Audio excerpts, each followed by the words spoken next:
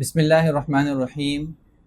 آج 8 رمضان المبارک ہے اور ہم اپنے درس حدیث کا آغاز کرتے ہیں۔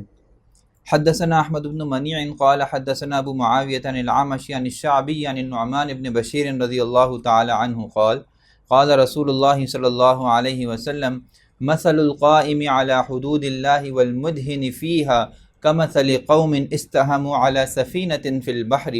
فأصاب بعضهم أعلاها وأصاب بعضهم أسفلها۔ بہت ہی زبردست حدیث آپ کے سامنے میں پیش کر رہا ہوں۔ نبی کریم صلی اللہ علیہ وسلم نے معاشرے کو سدھارنے کے لیے اتنا بہترین اور زبردست نسخہ بیان فرمایا ہے اس حدیث میں کہ آپ اس حدیث کو سنیں اور سمجھیں کہ اللہ کے رسول صلی اللہ علیہ وسلم معاشرتی بہتری کے لیے کتنا بہترین نسخہ ہمیں بتا کے گئے ہیں۔ اور نسخہ اس طرح بتایا ہے کہ اس حدیث کو سمجھایا ہے ایک بہت ہی اچھے عنوان سے۔ کس طرح فرمایا کہ دیکھو، ایک آدمی کی مثال جو اللہ کی حدود کو قائم کرتا ہے اور دوسرے آدمی کی مثال جو اس میں مداہنت برتتا ہے، سستی، غفلت، لاپرواہی کا شکار ہوتا ہے، ان دونوں کی مثال کیسی ہے؟ ان دونوں کی ایسی مثال ہے کہ جیسے کہ ایک کشتی کے اندر کچھ لوگ اوپر کی جانب ہوں اور کچھ لوگ نچلی جانب ہوں۔ جس طرح کشتی کے اندر ایک ڈیک پر ہوتے ہیں کچھ لوگ اور کچھ لوگ بیسمنٹ کے اندر ہوتے ہیں۔ تو فرمایا کہ اس کے اندر 2 طرح کے طبقے ہیں۔ ایک کشتی ہے، کشتی کو سمجھے کہ ایک ہمارا معاشرہ ہے، اور معاشرے کے اندر 2 طبقے ہیں۔ ایک طبقہ وہ ہے جو ہمارا پڑھا لکھا ہے، سمجھدار ہے، ایجوکیٹڈ ہے، ویل مینرڈ، اور دوسرا طبقہ وہ ہے جو جاہل ہے، گوار ہے، یا ایک طرح سے سمجھ لیں نا سمجھ ہے، دین سے ناواقف ہے، دین پر نہیں چلتا، مداہنت برتتا ہے۔ فرمایا کہ دیکھو، ان دونوں کشتی میں سوار ہیں اور کشتی کے اندر سے یہ دونوں اس طرح فائدہ اٹھاتے ہیں کہ جو نیچے طبقے والے ہیں ان کو جب پانی کی ضرورت پڑتی ہے، نہر کے اوپر سے یہ کشتی جا رہی ہے، اور نیچے والے لوگوں کو جب پانی کی ضرورت پڑتی ہے وہ اوپر ڈیک پر آتے ہیں اور آ کے لوگوں سے پانی وصول کر لیتے ہیں، پانی مانگتے ہیں، اور وہ لوگ ان کو پانی حوالے کر دیتے ہیں۔ لیکن بالفرض اگر اوپر والے لوگ یہ کہیں کہ نہیں، تم لوگ اوپر نہیں آیا کرو اور تمہارے اوپر آنے کی وجہ سے ہمیں تکلیف ہوتی ہے، تو وہ لوگ یہ کریں گے، اس کا حل یہ نکالیں گے کہ وہ کشتی کے اندر سوراخ کر کے پانی حاصل کرنے کی کوشش کریں گے۔ فرمایا کہ اگر اوپر والے لوگ نیچے والے لوگوں کو اس سوراخ کرنے سے نہ روکیں تو وہ خود بھی تباہ ہوں گے اور نیچے والے لوگ بھی تباہ ہو جائیں گے۔ یعنی اگر معاشرے کے اندر برائیاں کرنے والا برائیاں کرتا رہے اور آپ کہیں کہ تم جانو، تمہارا کام جانے، میں اس سے کوئی غرض نہیں رکھتا، میں تو اپنی زندگی اور اپنی لائف پرفیکٹ انداز میں جینا چاہتا ہوں، تو ہوگا کیا؟ تھوڑے عرصے بعد وہ برائیاں آپ کے گھروں میں، آپ کے محلوں میں، آپ کے علاقوں کے اندر سرایت کرتی چلی جائیں گی، اور پھر ایک وقت یہ آئے گا کہ آپ کا اپنا گھر اس سے متاثر ہو چکا ہوگا۔ آپ تو مسجد جا رہے ہیں، آپ اہل علم سے تعلق بھی رکھتے ہیں، آپ بہت دیندار ہیں، آپ کو پتہ بھی نہیں چلے گا کب آپ کے بچے جو ہے وہ بددینی کی راہ پر چل پڑیں گے، کب آپ کے بچے جو ہے جواری بن چکے ہوں گے، کب آپ کے بچے جو ہے وہ ناچ گانے کی محفلوں کے عادی بن چکے ہوں گے۔ کیوں؟ اس لیے کہ آپ نے یہ سوچ کے چھوڑ دیا کہ یہ ان کی پرسنل لائف ہے، یہ جو چاہیں اپنی زندگی میں کریں۔ فرمایا نہیں، معاشرہ امر بالمعروف اور نہی عن المنکر سے چلتا ہے۔ یعنی اگر آپ اچھائی کے کاموں کو دیکھیں تو اس کی حوصلہ افزائی کریں اور اس کا حکم دیں، اور اگر آپ برائی کے کام کو دیکھیں تو اس سے روکیں، کیونکہ اگر آپ نہیں روکیں گے تو آپ معاشرتی بگاڑ کے اندر سب سے پہلی کیل خود گاڑ رہے ہیں۔ فرمایا فکان الذی فی البحر اسفلھا یصعدون، ہوتا یہ تھا کہ جو سمندر کے جو نہر کی کشتی میں چلنے والے لوگ ہیں اور جو نچلے طبقے والے ہیں وہ ہمیشہ اوپر کی طرف آتے تھے، فیستقون الماء، اور پانی کو مانگا کرتے تھے، فیصبون علی الذین فی اعلاھا، تو جو اوپر والے لوگ تھے وہ ان کی ضرورت کے بقدر ان کو پانی دے دیا کرتے تھے۔ فقال الذین فی اعلاھا، لیکن ایک وقت ایسا آیا کہ جو اوپر والے لوگ تھے وہ پریشان ہونے لگے نیچے والوں کے بار بار پانی کے مطالبے سے، اور کہنے لگے لا ندعکم تصعدون فتؤذوننا، ہم بار بار تمہیں اوپر نہیں آنے دیں گے کہ تم آؤ اوپر اور اوپر آ کے ہمیں تکلیف پہنچاؤ اور ہمیں جو ہے اذیت کا باعث بنو، اس لیے تمہیں پانی کا انتظام خود کرنا پڑے گا، ہم تمہیں پانی نہیں دے کے دیں گے۔ فقال الذین فی اسفلھا فإنا ننقبھا فی اسفلھا فنستقی، تو جو نیچے والے لوگ تھے وہ چونکہ بیوقوف تھے، ناواقف تھے، انجان تھے، کم علم تھے، انہوں نے اپنی کم علمی سے یہ نتیجہ نکالا کہ ہم کسی طرح کشتی میں سوراخ کر دیتے ہیں اور سوراخ کر کے نیچے نہر سے پانی خود حاصل کر لیں گے۔ اب ان کا یہ سوراخ کرنا صرف ان کو تباہ و برباد نہیں کرے گا بلکہ پوری کشتی کو تباہ و برباد کر دے گا۔ غور کیا جائے تو ہمارا معاشرہ اسی طرح بندھا ہوا ہے۔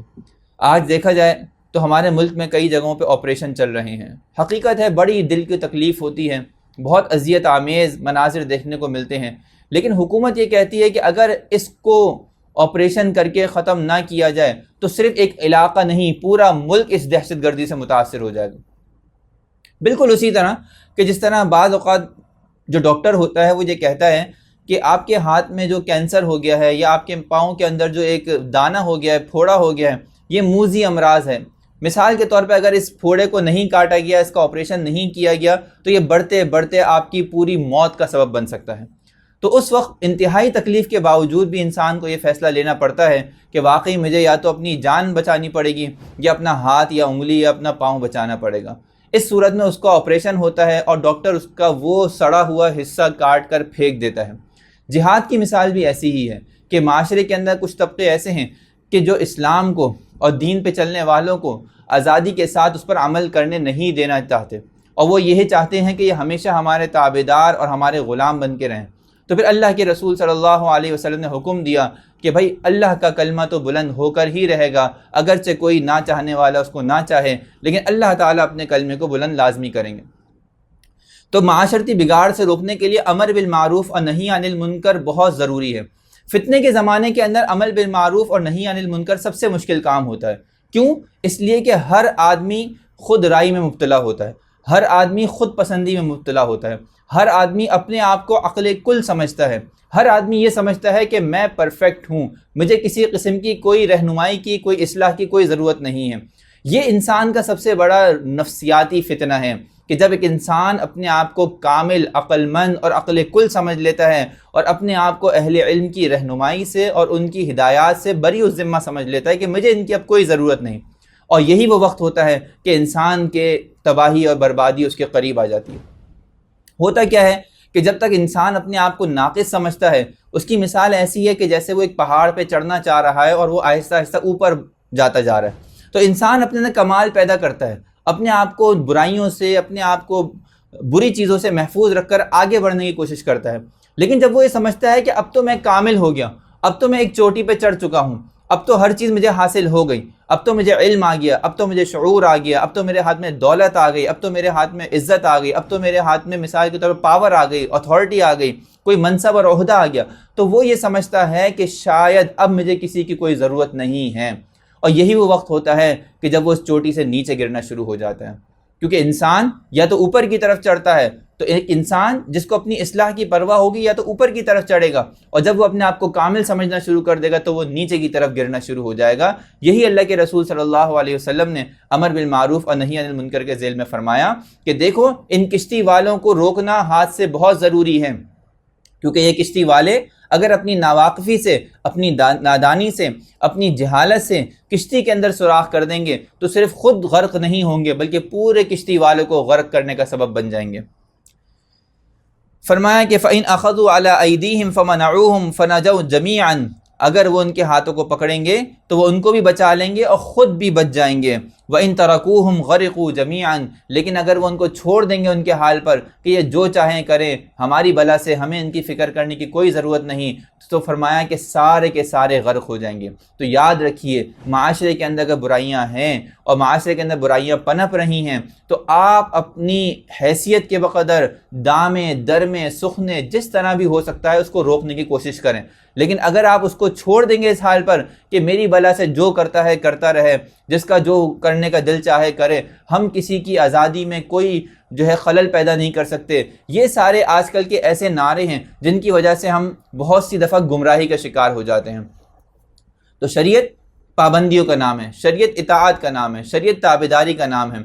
جو اسلام لے کر نہیں آئے ان کے لیے کوئی پابندی نہیں، ان کے لیے آزادی ہی آزادی ہے، ان کے لیے دنیا ایک جنت ہی جنت ہے. لیکن جو لوگ اسلام لے کر آ گئے ہیں اور انہوں نے اللہ کا کلمہ پڑھ کے اپنے آپ کو شریعت کا تابع کر دیا ہے، تو اب ان کی ذمہ داری ہے کہ وہ اپنے معاشرے میں غور کریں، اور اگر کہیں وہ کمزوری یا کوتاہی دیکھیں تو اس کے اوپر ضرور تنقید کریں اور اس کو ضرور صحیح کرنے کی کوشش کریں، کیونکہ یہی معاشرے کے صحت کا اور یہی معاشرے کی پروان چڑھنے کا اصل نقطہ ہے.